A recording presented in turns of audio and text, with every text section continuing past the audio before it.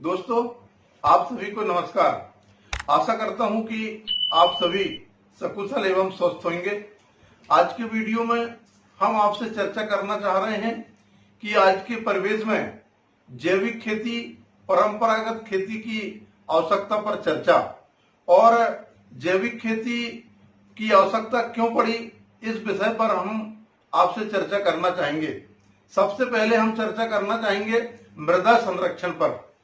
मृदा संरक्षण पर चर्चा इसलिए आवश्यक है क्योंकि लगातार रासायनिक उर्वरकों का प्रयोग एवं कीटनाशकों के प्रयोग से हमारी कृषि योग्य भूमि लगातार बंजर होते जा रही है, जिसके कारण हमारी भूमि प्रदूषित हो रही है और इससे न केवल भूमि बल्कि जल और वायु और यूं कहें कि सारा वातावरण प्रदूषित हो रहा है। इसे हमें रोकना नितांत आवश्यक है। और जैसे कि हम जानते हैं कि जैविक खेती के माध्यम से जो परंपरागत खेती पहले हुआ करती थी, उससे हमें जो अनाज प्राप्त होता था, उस अनाज में पर्याप्त मात्रा में पौष्टिकता और गुणवत्ता रहती थी, जिसके कारण हमारे स्वास्थ्य में जो है किसी प्रकार की कोई परेशानियां नहीं होती थी। अतः हमारे लिए वह अनाज लाभकारी और गुणकारी होता था। परंतु अधिक उत्पादन की होड़ में हम सभी ने रासायनिक प्रयोग को अपनाते हुए और अंधाधुंध रासायनिक प्रयोग करके हमने कृषि भूमि को भी आदतन बना दिए कि बिना उर्वरक के हम उसमें खेती नहीं कर सकते। आज के परिवेश में हम बदलाव कर सकते हैं। किस प्रकार का बदलाव कर सकते हैं कि हम जैविक खेती, जो परंपरागत खेती पूर्व में की जाती थी, उसकी ओर हमें जाने की नितांत आवश्यकता है। क्योंकि हमें रासायनिक प्रयोग से और कीटनाशकों के लगातार प्रयोग से इतना नुकसान हो रहा है, न सिर्फ हमारे मृदा में, हमारे अनाज में, बल्कि समूचे वायुमंडल में इसका नुकसान हो रहा है, जिसके चलते हमें अनेकों नुकसान हो रहे हैं। नुकसान किस प्रकार के हो रहे हैं? हमारी भूमि जो है अनउपजाऊ हो रही है।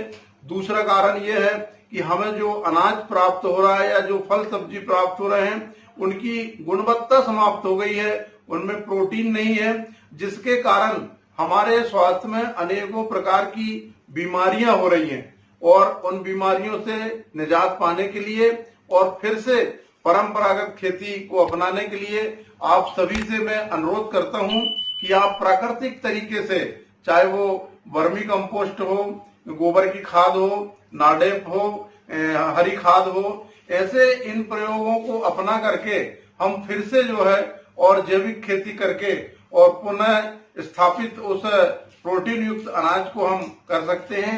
आप सभी से यही विनम्र अपील करता हूं कि धीरे धीरे करके, मैं ये नहीं कहूंगा कि एकदम से आप रासायनिक प्रयोग और कीटनाशकों का प्रयोग बंद कर दें।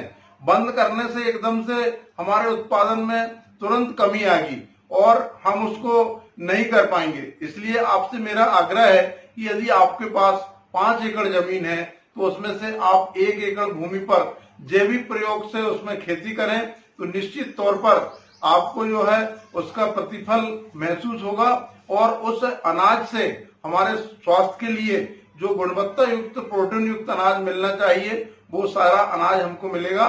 आज के वीडियो में आपसे यही सब बातें करना चाहता हूं। अगले वीडियो में आपसे और भी जानकारियों के साथ में आपसे बात की जाएगी। आप सभी हमारे इस वीडियो को सुन रहे हैं और मित्रों, मैं आपसे उदाहरण के तौर पर कहना चाहता हूं कि हमारे देश का एक राज्य ऐसा है जो पूर्णतः जैविक आधारित खेती करता है। वह राज्य है सिक्किम।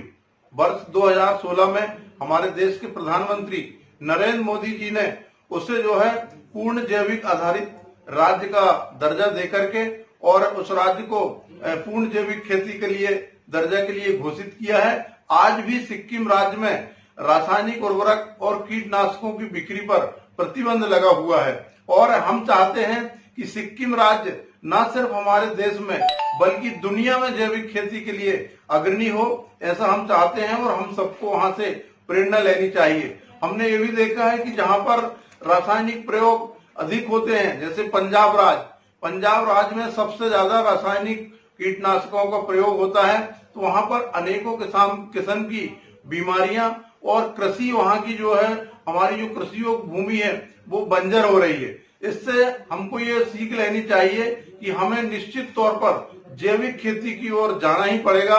तो क्यों ना हम आज ही यह संकल्प लें कि हम जैविक खेती को बढ़ावा देते हुए और रासायनिक खेती से छुटकारा पा करके और जैविक खेती को आगे बढ़ाएं।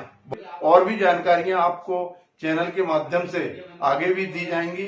आप सभी मित्र साथी हमारे चैनल को सुन रहे हैं, देख रहे हैं और अन्य मित्रों को भी आप जो है वीडियो शेयर और लाइक और अपना कमेंट कर रहे हैं, सब्सक्राइब कर रहे हैं। उसके लिए मैं आप सभी का हृदय से धन्यवाद करता हूं और आपसे यही अपेक्षा करता हूं कि आपका आशीर्वाद और स्नेह हमेशा मिलता रहे। इन्हीं शुभकामनाओं के साथ आपको बहुत बहुत धन्यवाद।